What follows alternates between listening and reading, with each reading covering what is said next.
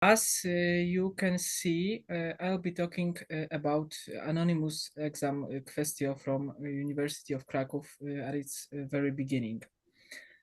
The University of Krakow was founded in 1364 by the King Casimir the Great. This institution, this first institution, has had only three faculties. There was no Faculty of Theology. But this university ended with the king's death around 1370. The revival of the university occurred approximately around 1390 with the descendant of Casimir, Queen Hedwig, and her husband, King Władysław Jagiełło. And this university, this time in full shape with the theology also, was reestablished in 1300. The sources we depend on from that period consist of documents, including those from the Royal Chancery, and particularly important for us as historians of philosophy are university sermons and scholarly treatises. We know very little about the University of Krakow at its beginning. We don't know even if there were any disputationes quodlibetales. The main problem with the 15th century Krakow and its university isn't lack of sources, but that most of them are still existing only in manuscripts. And in Jagiellonian library, there are more than 4,000 medieval manuscripts. At the Faculty of Arts at the University of Krakow, almost every professor gave sermons during the academic year. How they were constructed? According to Ars Predicandi, the church's antique technique of composing sermons. But the university sermon was a little bit more simply, and it was built the following way. There are quite a few sermons typologies, and all of them have some pros and cons, yet they do not necessarily include all types of university sermons and the differences among them. Because I came across that problem in my research, I've tried to propose one typology that could cover most or hopefully all of university sermons types I found in both manuscripts and existing literature.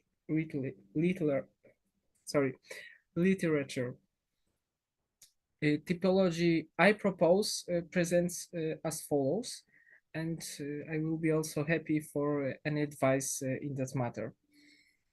This last used here term, gratiarum actiones, was part of the promotion process, which I will discuss in the following.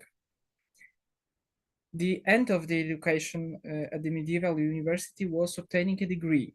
After numerous formalities, classes and exam, last part of promotion process was the act of promotion, which is also an important part of my current research.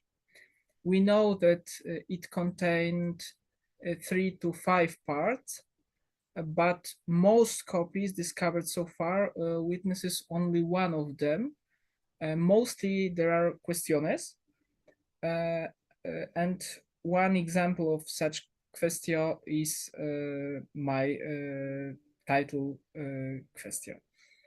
Many examples of introductory announcements, how the act will look like, are preserved in Matthias of Wabishen's manuscripts, which one example of such announcement you may see here. At the beginning of an act, the promoter of a graduate introduced the plan, this plan is here. It usually was that long.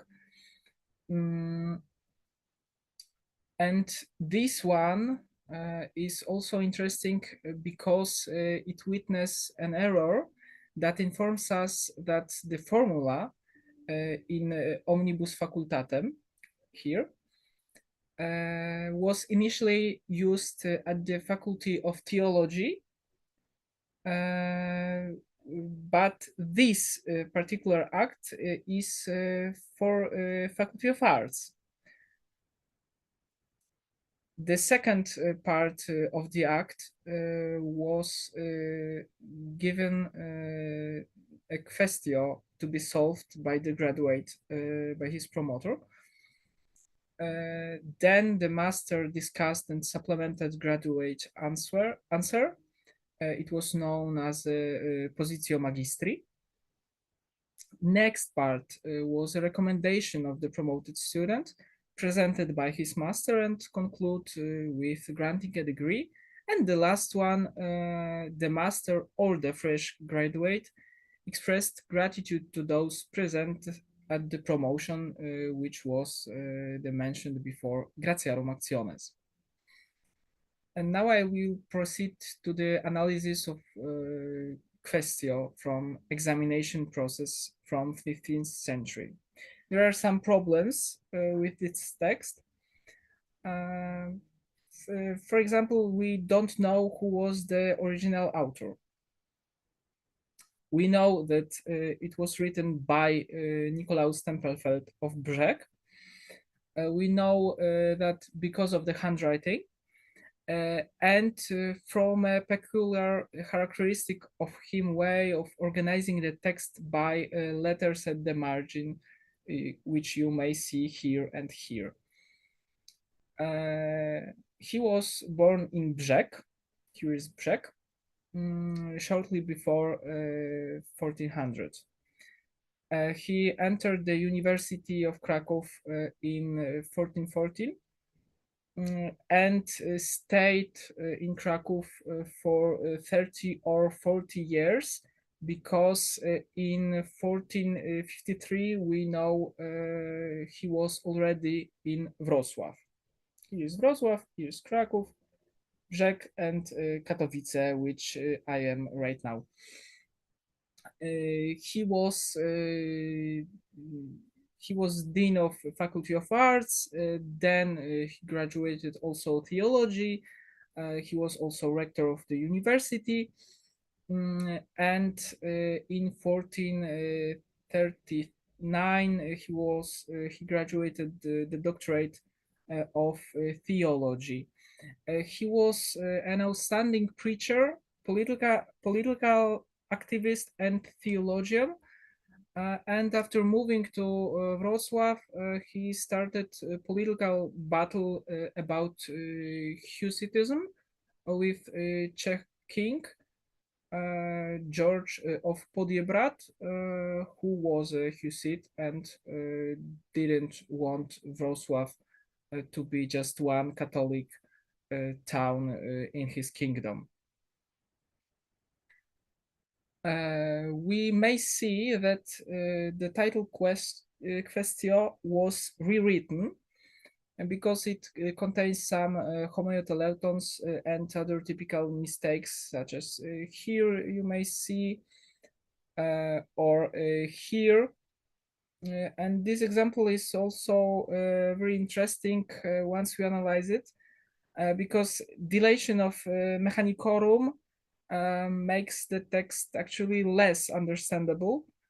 Both negotia mechanica and mercantiaria are in fact secularia, but after deleting the first one, we have something strange in which word mercantarium becomes something different from secularium, of which in fact is part. Oh, sorry. Also here, seculum and studium.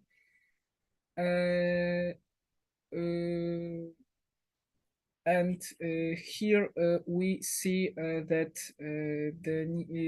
that Nicolaus expanded this quaestio, but it was not necessarily his authorship.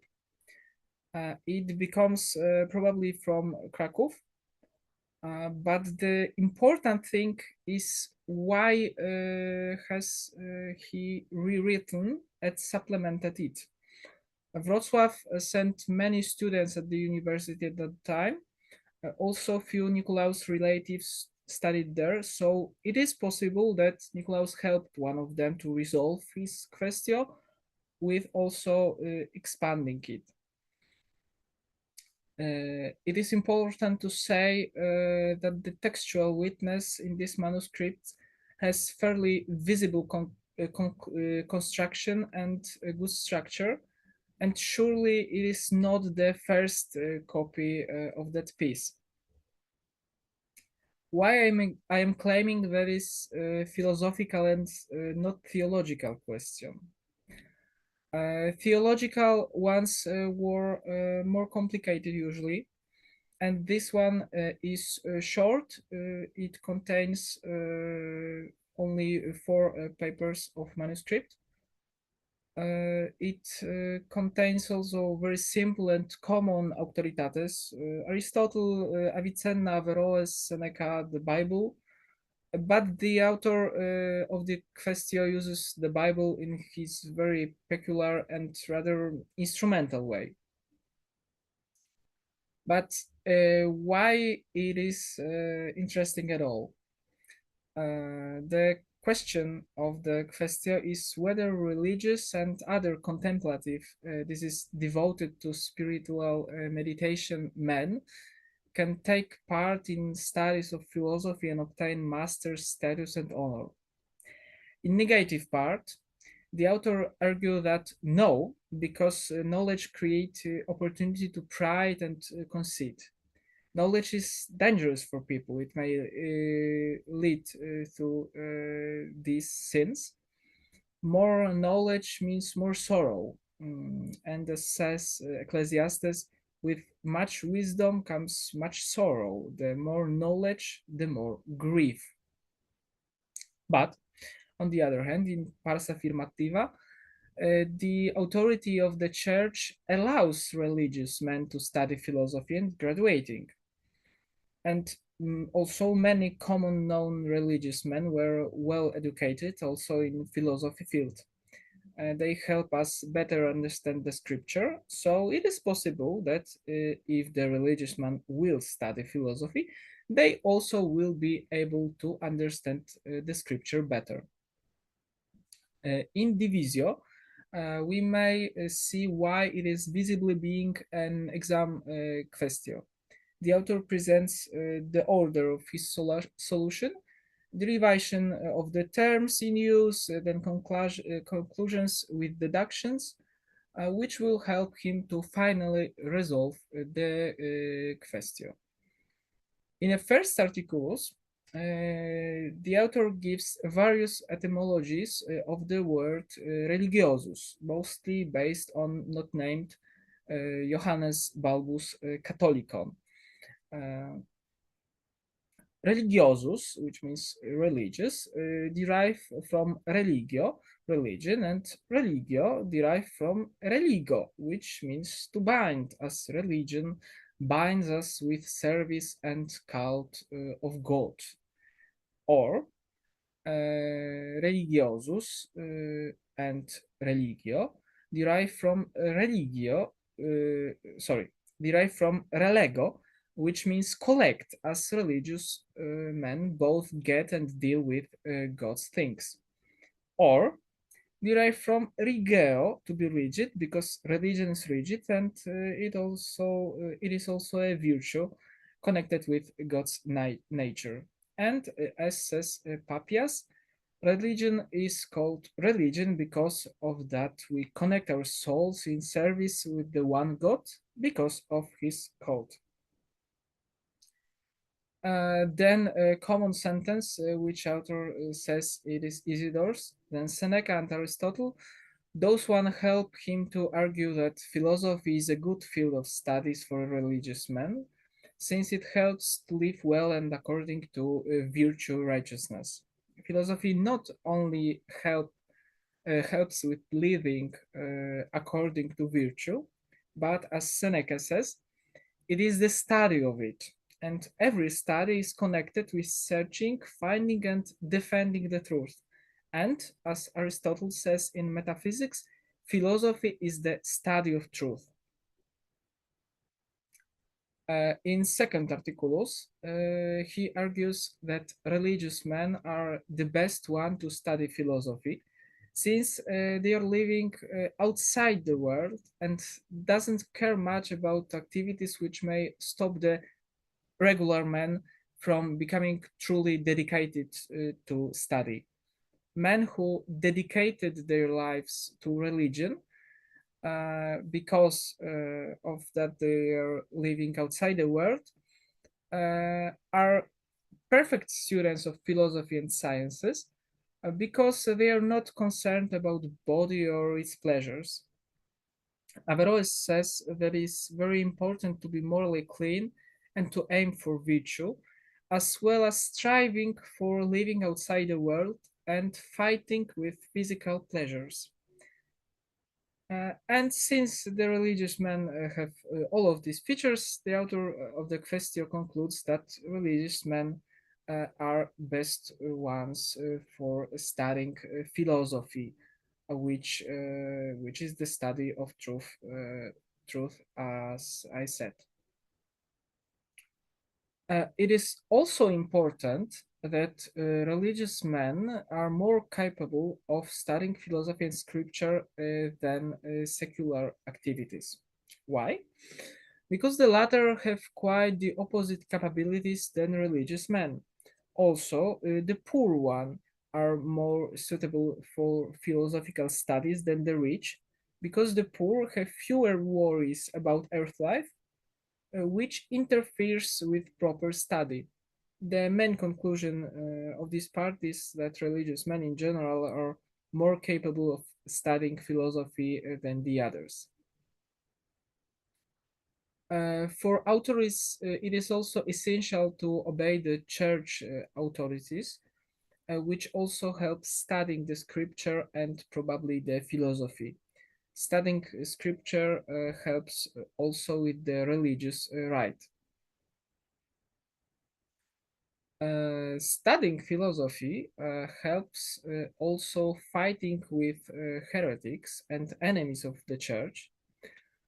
It is proper for religious men and others living the contemplative way to study philosophy. And how it is proven? For those who are proper to study scripture, it is proper to study philosophy. And since, which is quite apparent, it is proper for religious to study scripture, it is also appropriate for them to study philosophy. The supervisors of religious men should make it possible for them to study and even send them for studies. Religious men should then leave the monastery and study philosophy in proper places for that activity. In the fourth conclusion, the author says that the answer for the question is yes, again, in accordance with Aristotle and Bible. This part says that it is proper for religious men to gain the degree and honor of master, this is of philosophy. It is de facto answer of the Quaestio, but it also contains some quotes from authorities, namely the Bible, from the Paul's letters, in which the apostle called himself the master, magister, and doctor.